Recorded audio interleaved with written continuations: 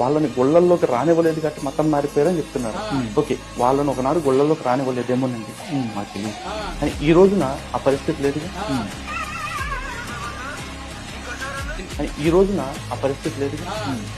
అయ్యప్ప దీక్షలో ఉన్న స్వాములపై కుల వివక్ష చూపించడం చర్చనీయాంశంగా మారింది. ఈ ఘటన రంగారెడ్డి జిల్లా ఇబ్రహీంపట్నం మండలం రాయపూర్లో చోటు చేసుకుంది. దళితులనే కారణంతో కొందరు స్వాముల్ని ఆలయంలోకి రానివ్వలేదు. అంతేగాక టెంపుల్లోని రాకుండా తాళాలు వేశారు. నిన్నటి నుంచి చలికి వణుకుతూ ఆరు బయటే ఉన్నారు స్వాములు. అయ్యప్ప మాలలోనూ కుల వివక్ష ఏంటంటూ ఆవేదన వ్యక్తం చేశారు స్వాములు. నైట్ కూడా వేసుకున్నాడు, నైట్ పూజ కూడా చేయకుండా నైట్ గుళ్ళకి రానియకుండా తాళం వేసుకున్నాడు. మేము అదే రాత్రి ఇదే బయట పూజ చేసుకున్నాం స్వామి. మళ్ళీ మార్నింగ్ కూడా సేమ్ ఇదే సిచ్యువేషన్, మళ్ళీ తాళం వేసుకున్నాం. మళ్ళీ దళితులను అంటూ అవమానపరుస్తూ దళిత స్వాములు అని చెప్పి, అయ్యప్ప స్వాములు అంటే అందరూ ఎవరైనా అయ్యప్పనే.